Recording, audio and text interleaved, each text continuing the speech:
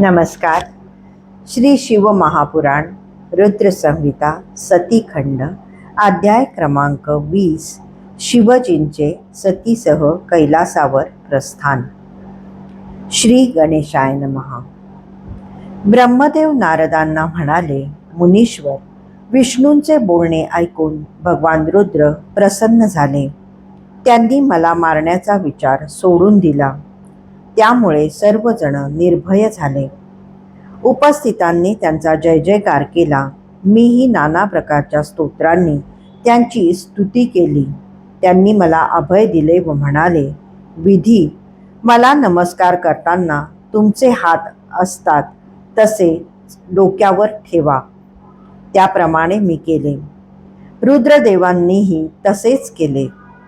इंद्रादी देव, देवता व मुनी हे सर्व पाहत होते. मला स्वतःचीच लाज वाटली. मी मान खाली घातली व म्हणालो, हे प्रभो, मला क्षमा करा. माझ्याकडून जे पाप घडले आहे त्यासाठी काही प्रायश्चित्त सांगा.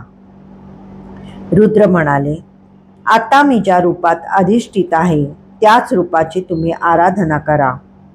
तुम्ही रुद्रशीर नावाने प्रख्यात व्हाल. ब्राह्मणांमध्ये तेजस्वी व्हाल. तुमच्या मनात काम उत्पन्न झाला. हे तुमचे वर्तन सामान्य मनुष्याप्रमाणे झाले म्हणून तुम्ही मनुष्य रूपाने डोक्यावर नमस्कार केल्यासारखे हात आहेत अशा स्थितीत फिरत राहाल. तुम्हाला भेटणारा प्रत्येक जण हे काय असे विचारेल. तुम्ही सर्व हकीकत सांगितल्यावर तो तुमची निंदा करेल. नंतर तो दुसऱ्यांना सांगेल. तेही तुमची निंदा करून हसतील. मी तुम्हाला हीच शिक्षा दिली आहे. जसजसे अधिकाधिक लोक तुमचे पाप सांगत हिंडतील तसतसे तुमचे पाप कमी होऊन तुमची शुद्धी होईल. त्याचप्रमाणे तुमच्या वीर्याचे जे 4 थेंब भूमीवर पडले आहेत त्यांचे प्रलयकारी मेघांमध्ये रूपांतर होईल.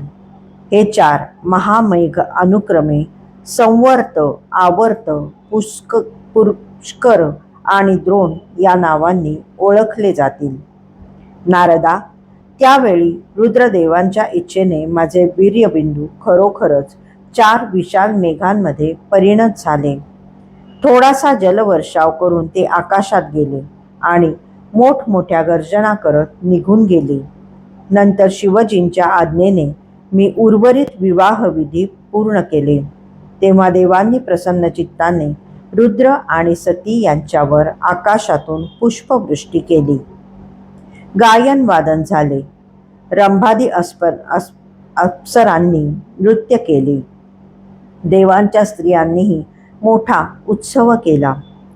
त्यानंतर त्या विवाह यज्ञाचे स्वामी अर्थात यजमान भगवान रुद्र लौकिक रिवाजाला अनुसरून मला म्हणाले, ब्रह्मन, तुम्ही माझे वैवाहिक कार्य व्यवस्थित संपन्न केले याबद्दल तुमचे आभार मानतो.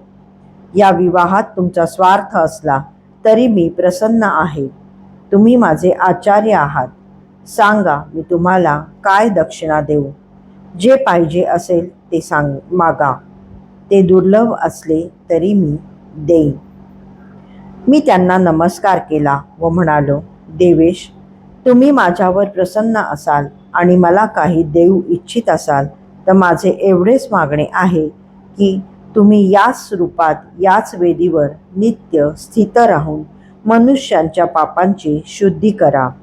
मी येथेच आश्रम बांधून राहणार आहे आणि पाप नाहीसे होण्यासाठी तपश्चर्या करणार आहे.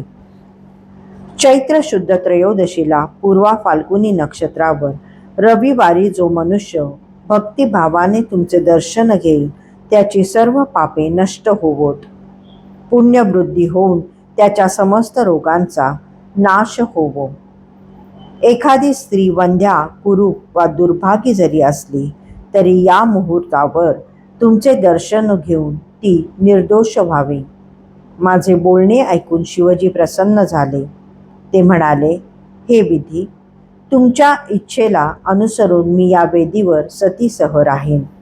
मग त्यांनी सतीसह आपली अंशरूपिणी मूर्ती प्रकट केली आणि त्या वेदीच्या मध्यभागी विराजमान झाले. त्यानंतर स्वजनांवर प्रेम करणाऱ्या शिवजींनी सतीसह कैलासावर जाण्याची तयारी केली. त्यांनी दक्षाकडे अनुज्ञा मागितली. त्याने हात जोडून अत्यंत विनयाने त्यांची स्तुती केली. देव, ऋषी, शिवगण आदी सर्वांनी त्यांचा जय जयकार केला. भगवान रुद्र सतीसह महानंदीवर आरूढ झाले आणि कैलासाकडे निघाले. या नवदाम्पत्याची शोभा काय वर्णन करावी. शिव आणि शिवा या दोघांना पती पत्नी स्वरूपात पाहून विष्णू, ऋषी, मुनी, मरीची आदी महर्षी, दक्ष, त्याची पत्नी व मिरवणुकीतील सर्वांची मने मुग्ध झाली होती. सर्व लोक देहभान विसरून त्यांच्याकडे एकटक पाहत होते. वाजत गाजत वरात निघाली. त्यावेळी कोणी मधुर स्वरांनी मंगलगीते म्हटली तर कोणी शिवजींचे कल्याणमय यशोगान करू लागले. सतीला सासरी पाठवताना सर्वांच्याच डोळ्यात पाणी आले होते. दक्ष अर्ध्या वाटेपर्यंत त्यांना पोचवण्यास गेला.